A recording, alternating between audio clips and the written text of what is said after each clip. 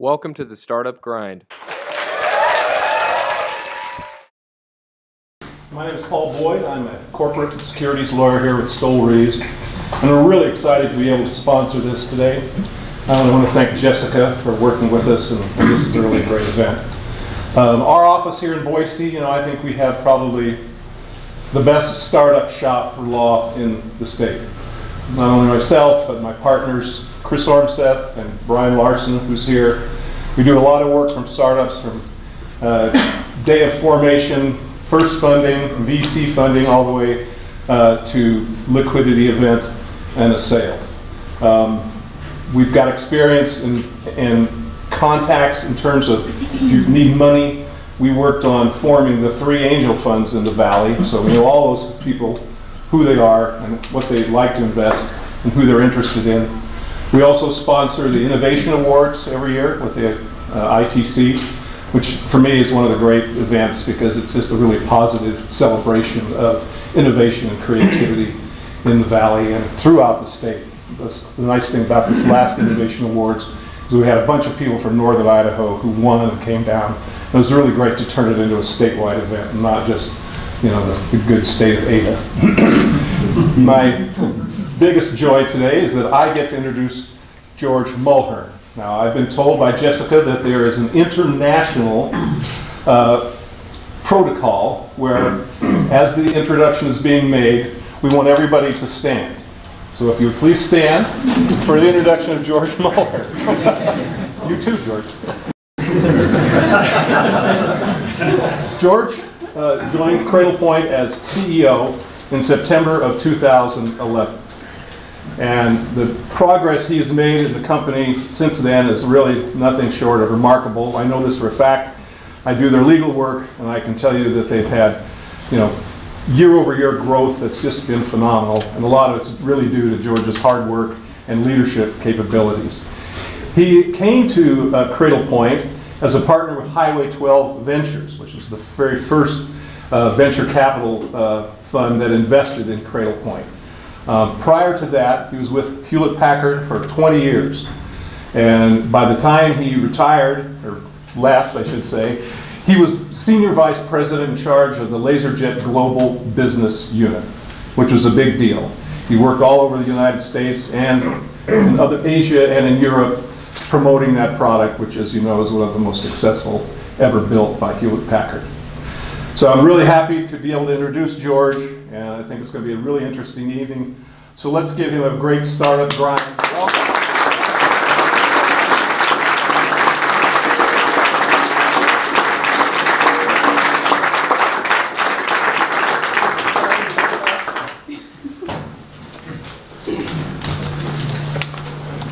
We have extra cushiony chairs tonight. Wow, yeah. We're getting a little feedback. Thanks for being here tonight.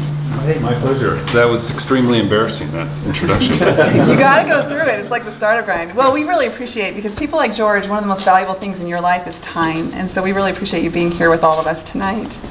Can everyone hear okay? Are we doing okay? Okay, awesome. Well, I'm excited to just kind of jump right in. So okay. I would love to hear how you got to CradlePoint. Talk us through, everything you've been through leading up to CradlePoint. Everything?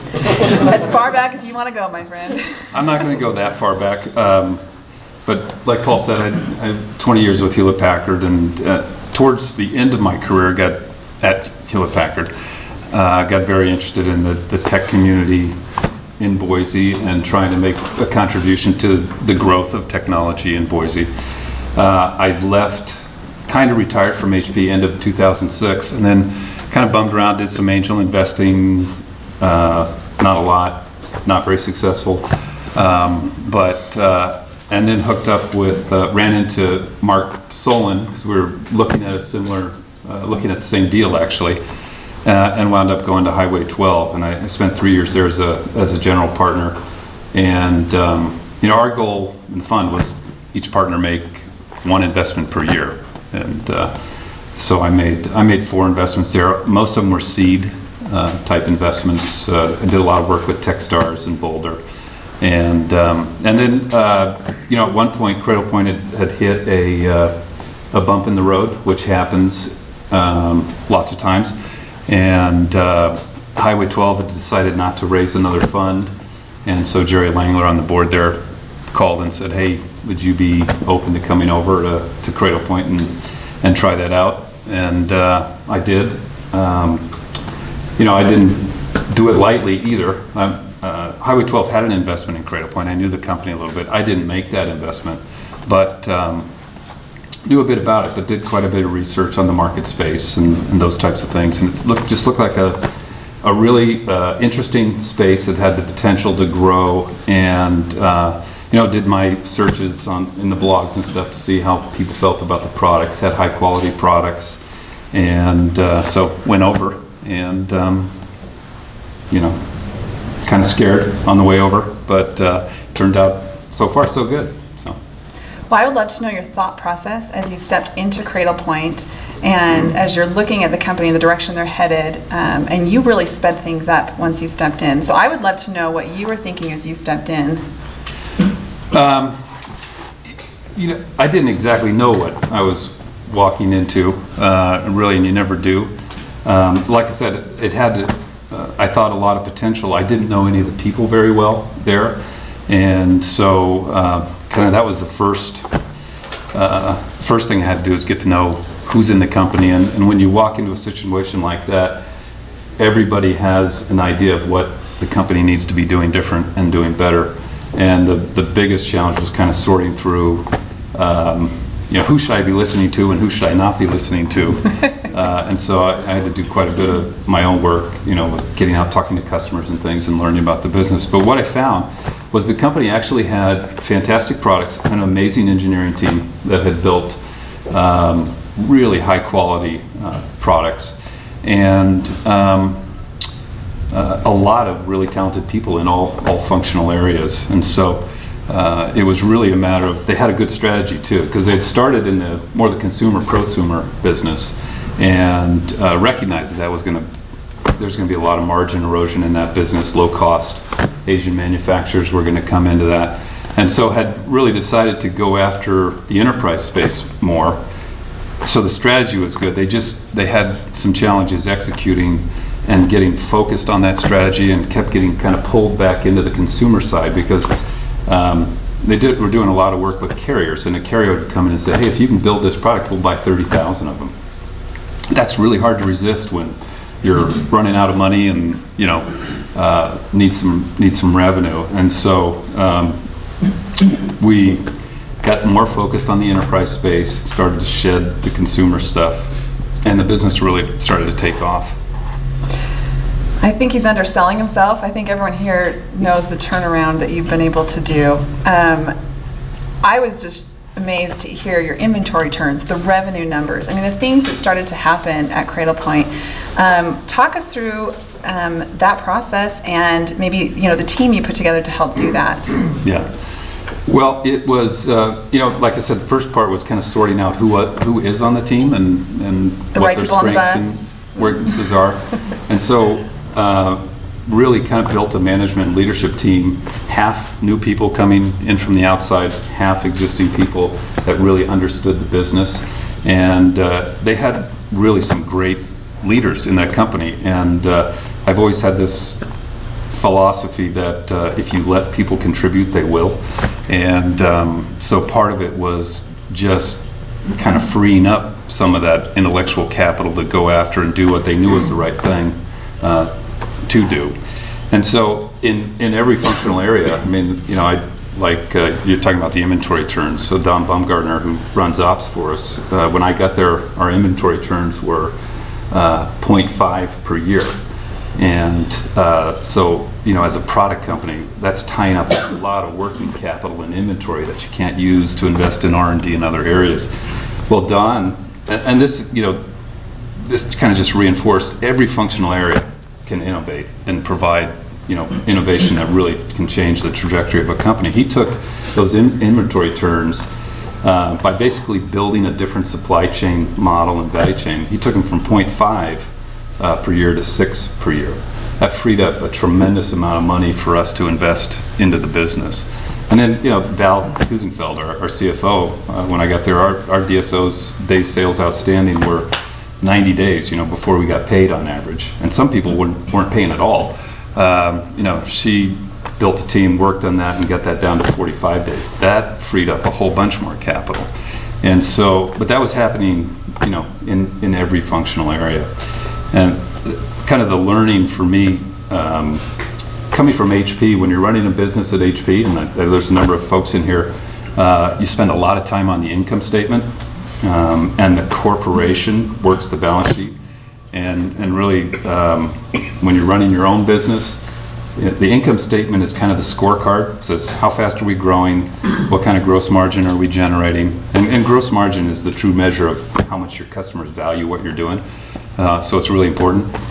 But you manage the business on the balance sheet, and it's all about cash and getting the right turns, making sure that you've got enough money to keep the business going. Because I certainly learned this at Highway 12.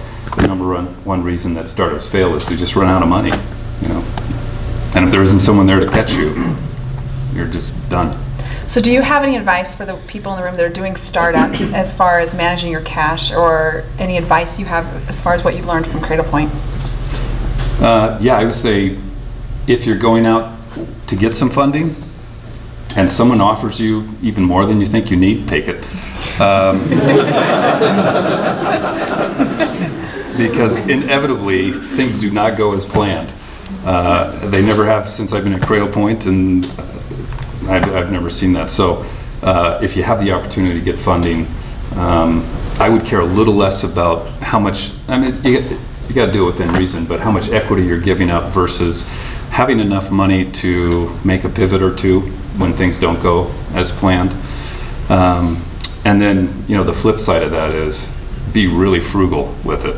And that's one of the things that really impressed me about a lot of the CradlePoint, the engineers and folks, that say, man, you need a new workstation. No, I don't need that. I can do this. I can get by fine. And, really started to, there's just an attitude of let's save the money for building the business and not the perks. Although we do have a culture that provides all of the free cup of noodles you can eat. Oh.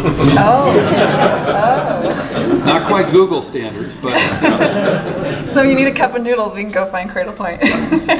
Well, I heard at Twitter they have, their engineers have all demanded hard-boiled eggs.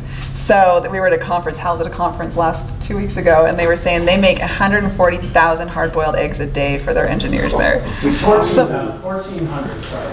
What? How much was it? 1,400 a day. Oh, I was like so shocked. Okay, I was like, they eat like 10 a day. Okay, maybe you don't need that many. That's a lot of cholesterol. Just drop the yolk out. You're good.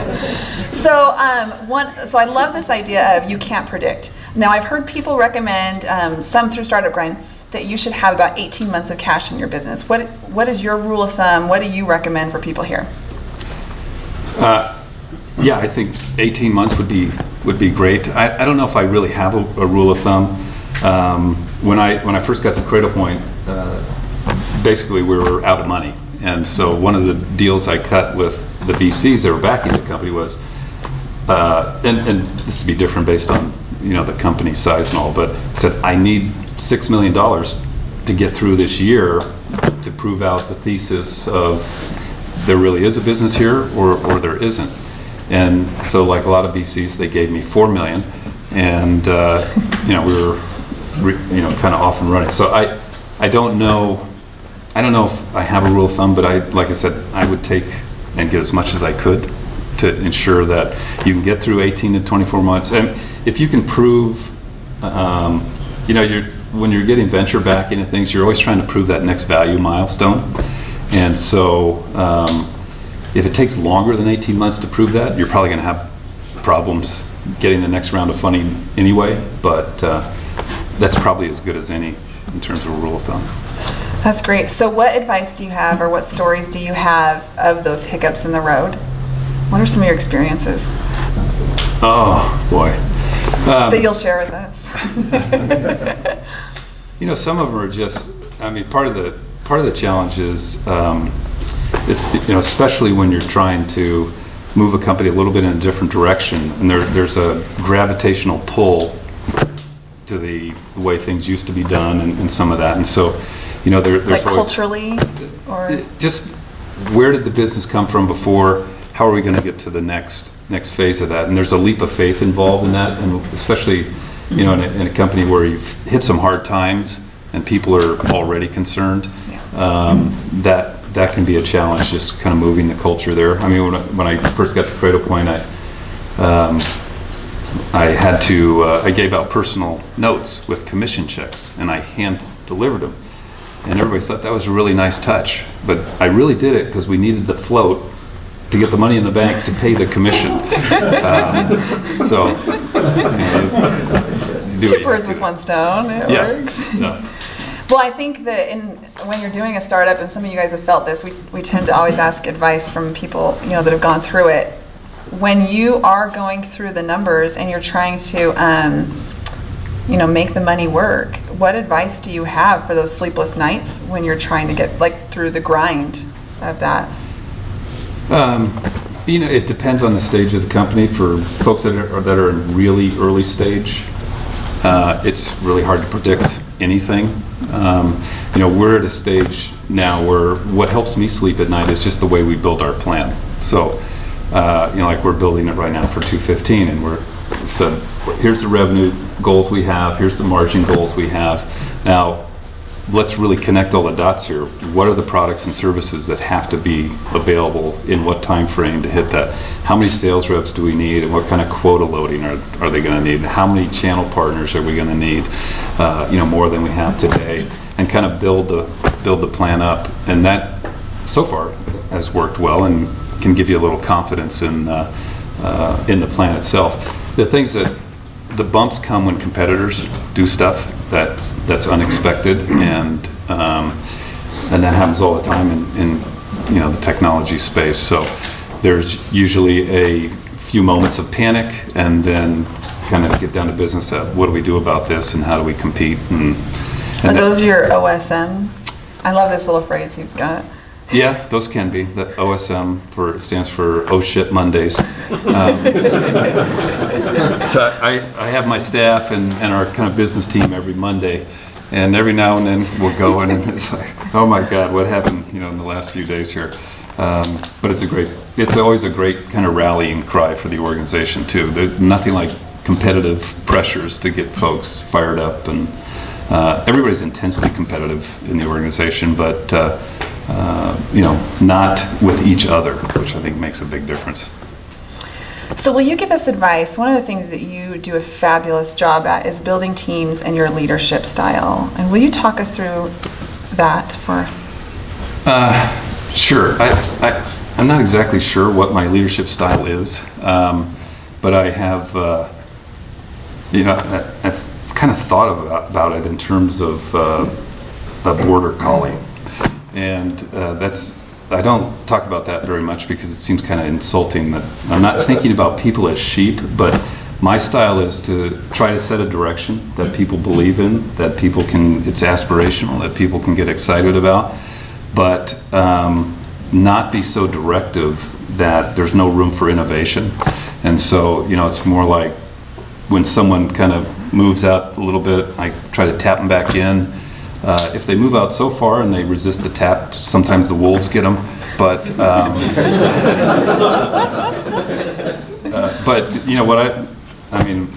what I found is when you have smart folks that have a lot of initiative, they don't want to be told how to do something.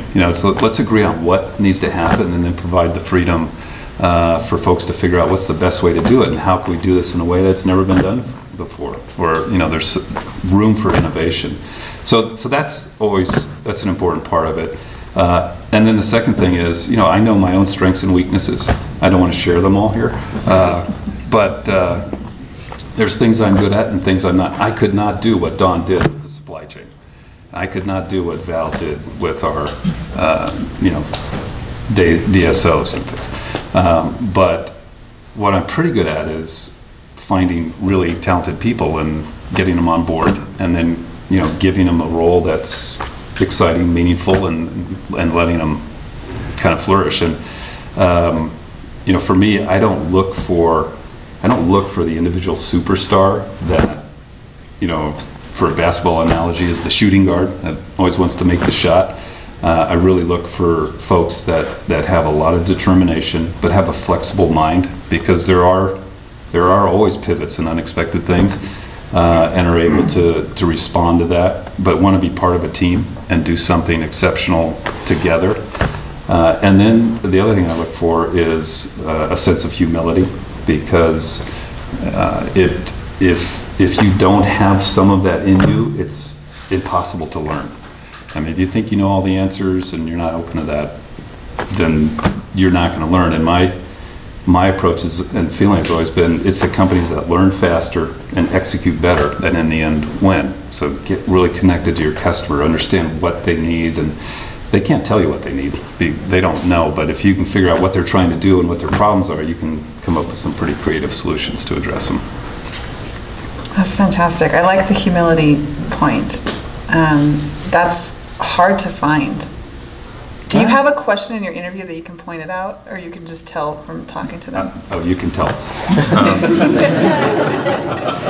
You know, when you ask someone, tell me about what you've achieved in so-and-so, and you hear the word I over and over and over and over again, you probably know there's maybe not. I've rarely seen anything really major accomplished that was done by one person. So, I mean, there's all those kind of tells. That's excellent. So going back to your time with Highway 12, I'd love to hear about some of your experiences, things that you watch startups go through and things that you'd advise people here. Sure. You know, I am not an expert investor. I was only there for 3 years, but I did, like I said, I worked with Techstars folks quite a bit. So I did a lot of seed investing with 2 or 3 people getting a company off the ground. And I mean, I think the most important thing I learned, and the most important thing we always looked for, was who are those people, and you know, are they the right people to do this? And it came down to all the same things that I look for when I hire someone, really. And you know, these were, you know, like folks that were determined to succeed, but open to it might not be exactly how they thought they were going to succeed, but you could just see the passion and the energy around what they were doing. You know, we had a few where we did bump into folks that were reluctant to change. You know, they had an idea that this is going to be the killer product, and no matter what feedback came in, they just couldn't get off of that. Whereas, you know, I mean, two of the companies I worked with, one was a company called Everlater that was doing a travel thing, and they started out with a travel site that end users would use, and there weren't, you know, almost like a Facebook for travel kind of a deal, and they just weren't getting the traction they want. And then it turned out that where the real customer for that was going to be the tour operators and the tour providers and things. So they kind of pivoted, changed the platform a bit, and they wound up getting bought by MapQuest. And Kapost was another one, and I think they're still called Kapost, but they had built this online publishing platform. And they were going out to all the publishers that were struggling to get a digital presence instead of a print presence. And it was a fantastic platform. The problem was all those publishers that were struggling to get into the digital, they didn't have any money. And so, you know, there was no one to pay for it. And they did a shift into content marketing at a time where companies were trying to figure out, you know, how do we reach our customers in a way that we're engaging them in a conversation and, you know, with content. And they made that pivot, and, you know, they're doing great. So it's, you know, how do you stay really determined but really flexible in terms of, you know, finding that opportunity? That's fantastic. One of the things that I think we struggle a little bit here is, as startups, you know, finding capital, getting to a maturation point where they're ready for capital. And we have a unique challenge in Boise, you know, and we were really glad we had a Highway 12. Yeah. So what advice do you have for a lot of these that are in this position right now? Yeah, I think I mentioned to you, I have a little different view, because sometimes, I hear, well, if you have a great idea, the capital will find you. And We've heard that. There's some truth to that. If you have a great idea, the capital will find you, but kind of go back to those examples I just gave. It's not always the greatest idea right out of the gate. And I think what happens in Silicon Valley and some of the other places is where there's so much capital, the good ideas get funded too, not just the exceptional, great idea. And I think we do kind of lack some of that here in Boise and in Idaho. We could benefit from having, I was sorry to see Highway 12 disappear as well, because it's hard to attract outside investors too. If you don't have a local presence, someone that can keep an eye on the company and help when help's needed, when some of the folks from the Bay Area or wherever can't get here. So that makes it tough. There's the angel groups in town, and I think you can certainly pursue that path. There's also, though, a lot of individuals in Boise that are quite well off. And sometimes it takes a lot of work to find them because they don't hang a shingle out. Say, I've got a lot of money if anybody needs it. There are folks too that you can find as an individual, and like I said, it takes some time and takes some research, and you got to knock on a ton of doors probably to do it. But they're out there. I've had mixed success on the angel side, and I think it's great that we have those angel groups. It's sometimes hard on the whole purpose of angel funding is to get you to the next round of funding in a lot of ways. And so I think some of the local angels don't always understand that, but it's getting better, I think. Yeah, I definitely see the improvements coming. Yeah. We'd still love to see more, but Yeah. I think the other thing we really need is we need some more success in the valley with the startups, and some of the success we've had. Some of the rewards of that have been concentrated in a few hands versus, if you can get more people to participate in the success of the startups, they go out and do the next one. And, that's how I start to spread it out too. yeah, well, and then you get that experience. Yeah. And then you get that hunger, and everyone wants that hunger, right? When you've had a nice success or a nice exit, and then you're ready to do the next one. Because you're not an entrepreneur if you just want to do it once. That's my, it's a serial guy like Leif here. Yeah. Well, the fun of it is it's the team you get to work with. It's the feeling of that esprit de corps, that you're building something, that you're growing something. I guess it's different for everyone. For me, it's not the monetary thing at the end of it that really, and I remember this at HP, the first project I worked on, I thought, wow, what a great program this was, what a great product. And like the day after we introed it, everyone's going, I know, what have you done for me lately? And, but it was the team I got to work with. I mean, I'm still connected with a lot of those people. That whole experience was great. And, the product, I've forgotten about it at this point, right? It just didn't matter. But it was the team. Yeah, it's always the team. I love that. I think it's true. I think it's very true. So going back to HP and your experience there and your experience here in Boise, we have a lot of talent that comes through HP and Micron and these companies here that really bring in some top talent, or they find top talent here at Boise.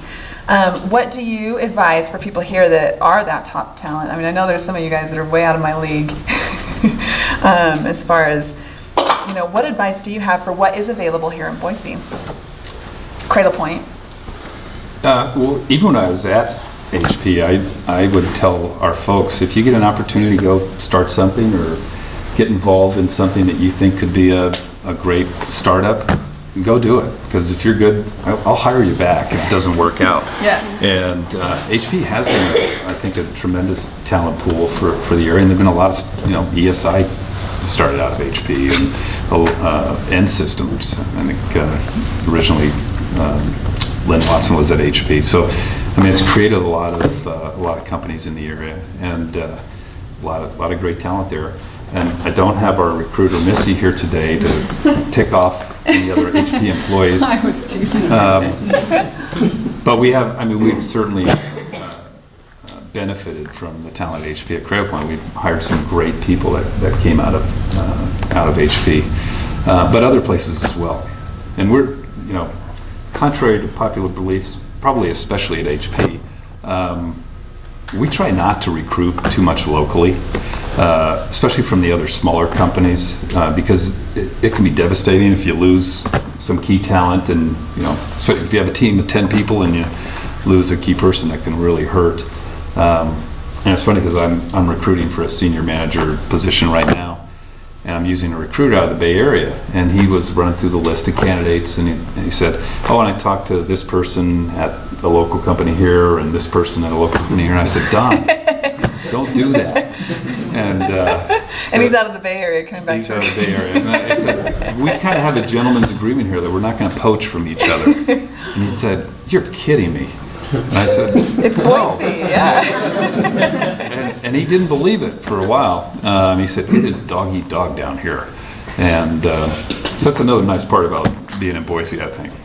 Because we all benefit if more companies get successful, and it increases the talent pool for everyone. It enriches the area, and you get more startups, all that. So. Oh, I love that. I love that approach. Now, okay, so you guys at CradlePoint are heading toward a lot of cloud. So talk to us about the future of cloud, what you see going on, the exciting things in the industry. Well, without talking about our roadmap on film. We can turn the cameras off when it gets to Q&A. Yeah, okay.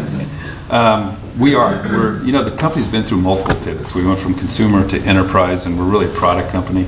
But if you look underneath the covers, we're really a software company. A lot of our software shows up in products, but we've invested a lot in our cloud platform over the last couple of years. And now, for our, not to bore you with too much CradlePoint stuff, but our customer is the distributed enterprise. So take a State Farm that has 18,000 branch offices, or a Redbox that has 40,000 kiosks, or the buses in New York City. We're in 4,000 buses in New York City. So these are very distributed environments, no IT at those environments. And Taco Bell is one of our customers. And you cannot get a fry cook to fix a router. It just doesn't happen. So you have to have a way to centrally manage and control all that. And so we built out the cloud platform and used it originally for device management, but really built it as more of an application and services platform. So we're now able to integrate like security solutions from some of the top security providers in the world, like Trend Micro and Zscaler and those folks. So we can monetize our own IP as well as other people's IP.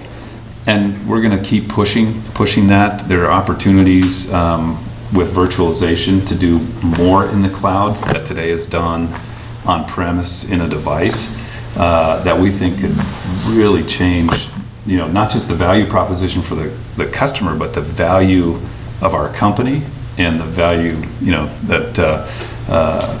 because frankly right now, if you're more cloud-based, more recurring revenue, you drive higher margins, your value is much higher than just a straight hardware company today. That's excellent. Well, thank you so much for coming tonight. And we're going to turn it over to Q&A in just a minute. But first, we have a featured attendee in our midst that we didn't get to acknowledge yet. And so I wanted to see if Director Sayer, if you'd come up for a second. I'm going to change this up for a second, and we're going to put you in the hot seat too with George. Come on up, come on up. Yeah, my seat. I was looking forward to the Q&A. I just want to thank Jeff.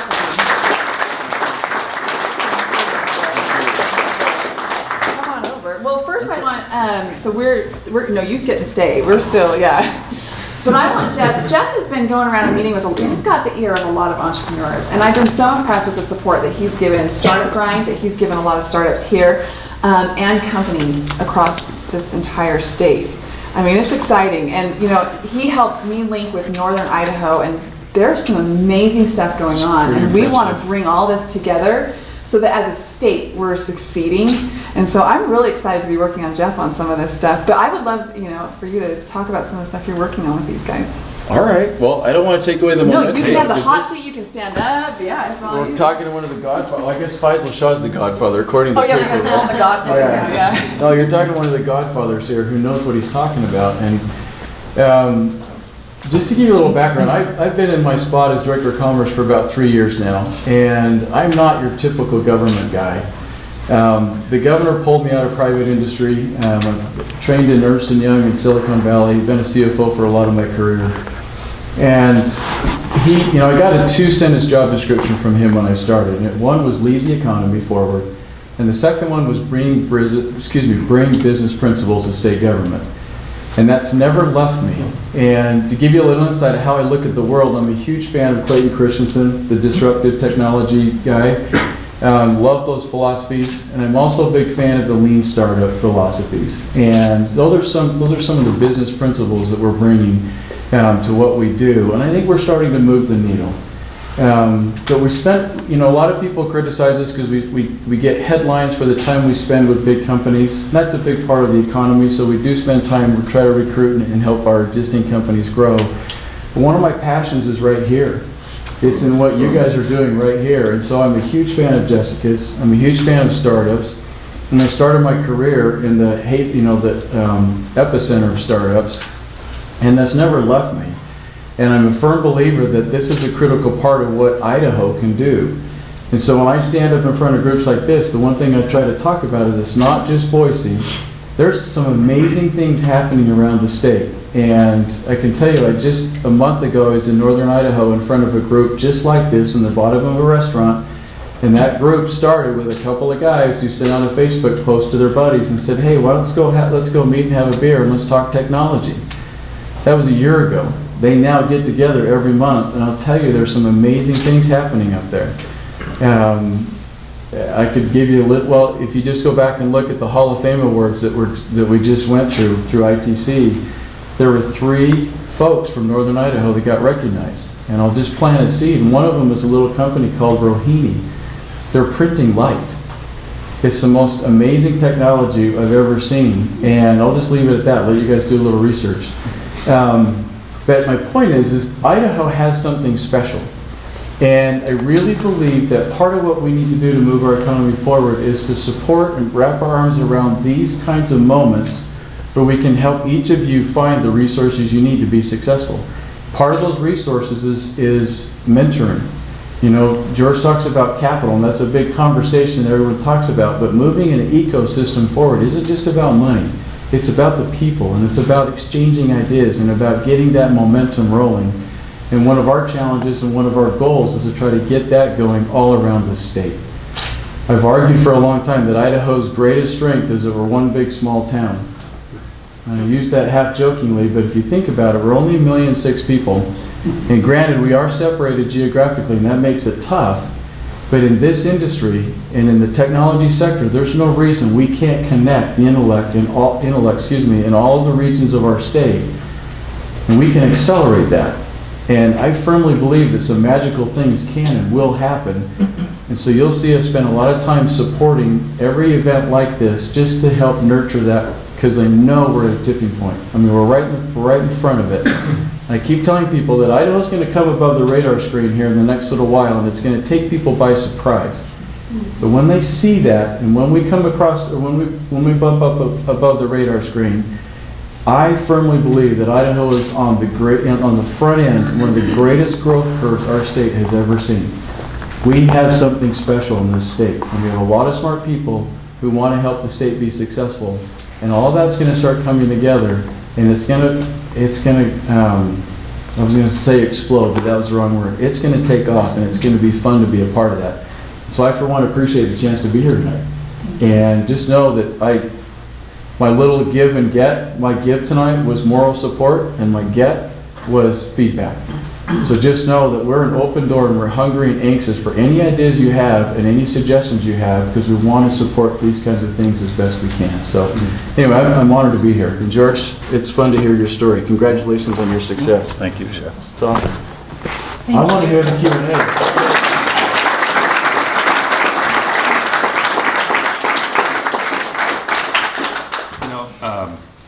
mentioned disruptive technology, and I have to tell us one little story about disruptive technology, because the other thing I ran into working with some of the early stage and seed companies was, they'd say, hey, I got this great idea, it's really cool, and they'd go to maybe a bigger strategic business or something, and the guys are going, that's not going to cut it. That's not good enough, or that it's too cheap, or it's not good enough quality, or whatever, which can be discouraging. But I remember back in the very early days of the LaserJet, there was a guy named Effie Arazi, and he founded this company called EFI, which is Electronics for Imaging. It also happened to say Effie. Anyway, they were doing work. He came out of the commercial print industry and a company called Cytex, and his old president of Cytex was a good buddy of his. And so when the LaserJet came out, Effie took some output from the LaserJet and took it to this guy who was the president of Cytex, big commercial printer, the highest print quality you can get. And the guy looked at it and he goes, "This is shit." Excuse me. And and Effie said, "It's $3,000. He said, "This is good shit."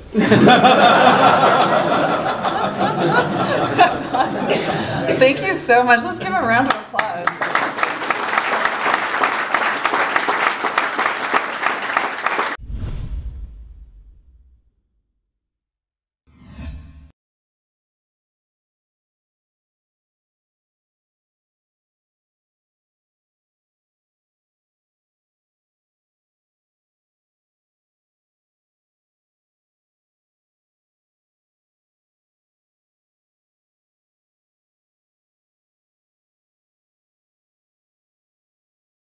How do we keep it in Boise?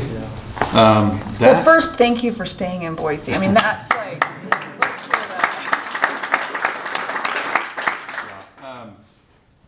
that. That's a part of my objective, and I've told our investors that, and I tell other investors we're talking to that my goal is to build a big, successful company here in Boise that can provide lots of employment and hopefully someday spin out other companies from it. And I think the way we're trying to do that now is get to a scale and a mass and a size where, it's not just, you can just pick up 50 employees and move them somewhere. And, we're close to 300 employees now. We're, I think, at a point where we've got a good center of excellence too. And I do think there's more, well, I guess there's counter trends, because you got the big guys like Google and Apple and folks that are saying we want everything on one campus. But there are other folks that are also looking. I mean, I've talked to people that said, the nice thing about Boise is when we hire folks, they tend to stay. Our turnover is so much lower than the Bay Area. I mean, people will walk across the street for a few $100, it seems like.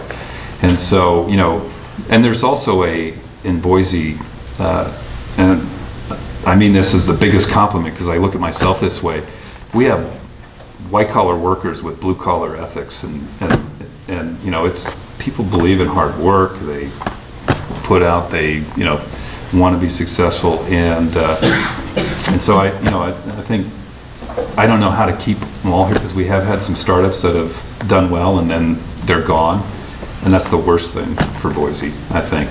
So we're going to try to do it in one company, but I think it's up to the founders, the owners, the CEOs or whatever to make that a part of the mission, I think, if we're going to build the tech community here.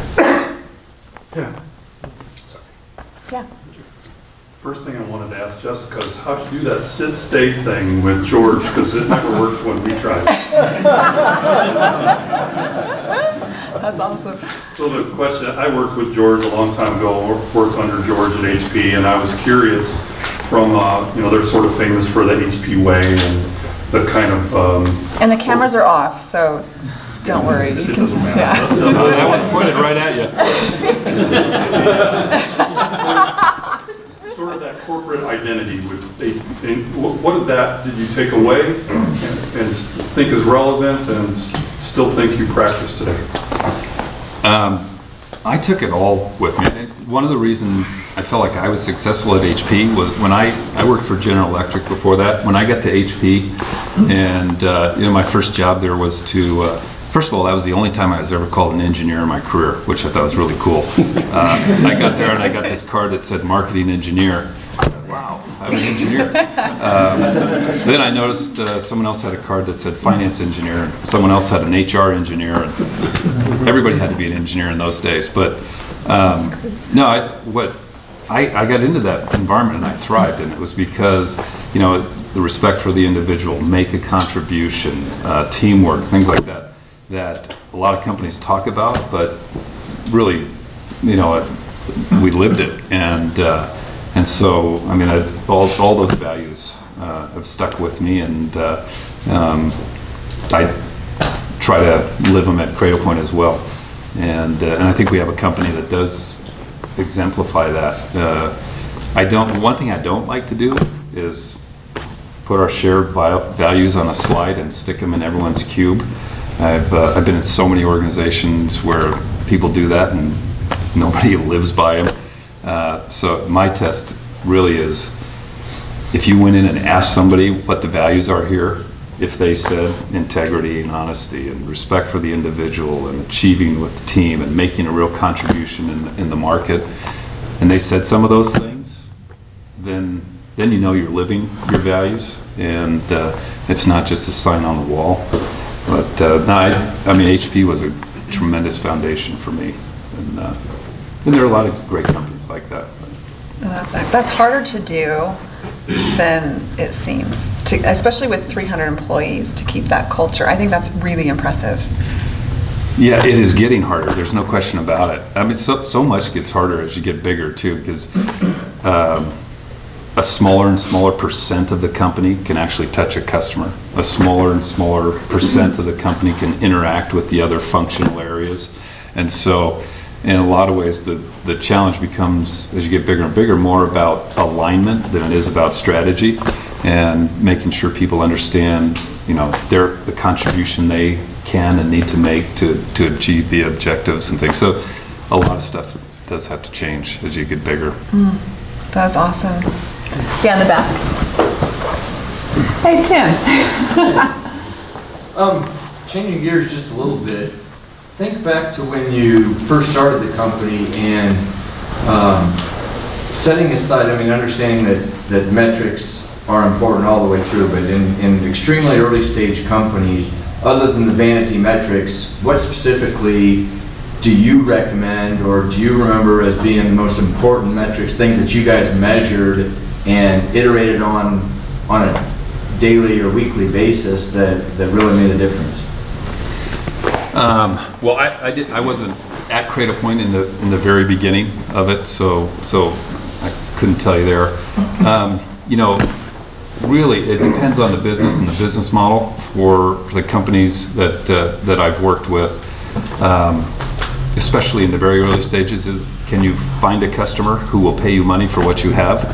And then, you know, the first customer is a lot of times easier than the second or third. So, I mean, we were looking at time to market, revenue growth. Do we have a kind of a product and market fit that we think we can exploit, you know, bigger? And then, you know, it's all the people stuff on top of that, in terms of, you know, are people pulling their weight and doing their job? Are they getting what they need to be successful? Stuff like that. So the metrics early on, at least with the early stage seed folks, we're pretty simple from the business standpoint. Now, some of them working on the web, it was, you know, what's it cost to acquire a customer, and what revenue do we get from that customer over the lifetime of that customer, and those types of things started tracking really early, because that's why I say it's so different depending on the business model. If you know, if it costs you 2 times as much to get a customer as you're going to get from them. And I think every investor is going to ask what your customer acquisition cost is going to be going in. I think that's hard. Yeah. Okay. I know that wasn't that helpful. Adrian's going. Could you, so there's quite a few engineers that we heard today from actually different areas. Could you share an engineering story with us? Maybe some engineering story where you guys were pressured, you know, for some reason, or maybe give us some tips on how to work with engineers in order to focus them on your vision? Anything? Boy, I don't know if I've totally figured out how to work with engineers. I mean, I can tell you though, it's kind of back to that leadership style. Giving people some room and some breath to innovate is really important. And a good example that we had an engineer who was fully booked doing firmware for our products, and had a great idea around virtualization, and kind of talked about the idea, but nobody really got it. And he went off and built a prototype that he showed actually to us about 3 weeks ago. And we're going to shift, I'd say, 20% of the R&D resources over to build this out. I mean, it's a huge opportunity for us. And kind of back earlier when I was talking about kind of those next stages of where we can go as a company. I mean, it's just a fantastic thing that he did. He did it on his own. He didn't have a lot of support, but he believed in the idea, and he had enough bandwidth at the time to go kind of prototype it and build it out. And you know, I think it's going to change the direction and success of the company. So yeah, I think that's a huge value add. How do you do that in a big company or even a small company? Allow enough time or enough like intellectual freedom, or even just saying, hey, take a little bit of your time and do some kind of garage project. How do you do that and still get your stuff done that you need it done?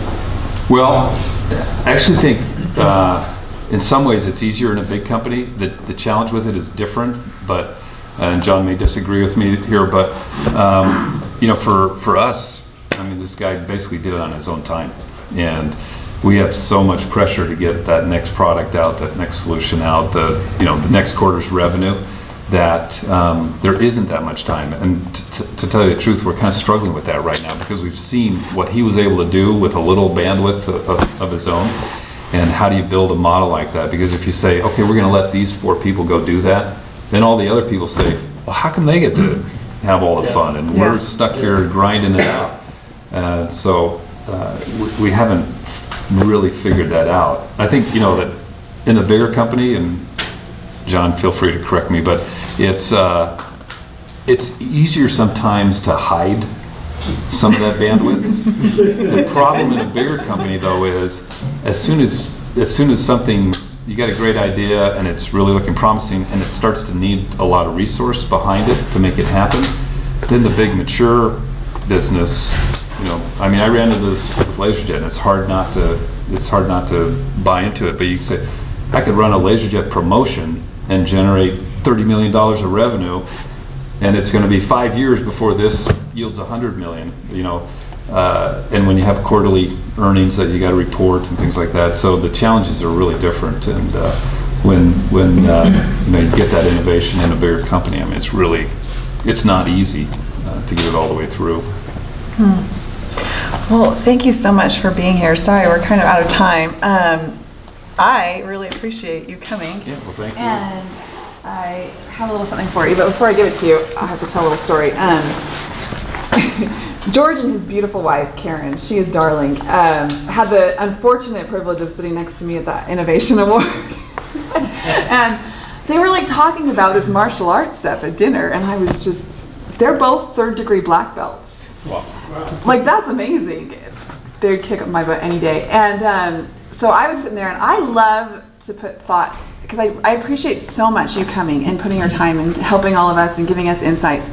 And so one of my favorite parts is trying to think for fun gifts to give our speakers. And so I came out of that Innovation Award dinner, and I'm like, I'm gonna find the freaking coolest martial arts gift ever. I don't even know what that will be, but I was like on a mission. And so I spent like 2 weeks, just so you know, becoming like this expert in all things accessories for martial artists. They've got really cool like belt holders, and I mean, like, there's a lot of stuff you could do. Then I got a call from your wife. And this was like, did she tell you she called me? Okay. So I loved this. And she said, do you know what? George and I have been talking, and we just want to go to dinner, and there's a restaurant we've been wanting to go to. And I dropped everything, and I thought, that is the coolest thing ever.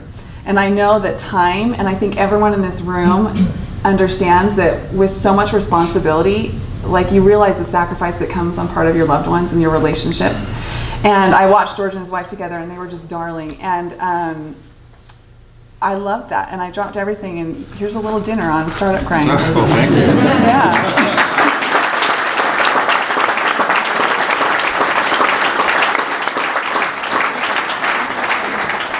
I hope she'll take me with her. Well, thanks. Feel free to come dabble in any of the extra food, and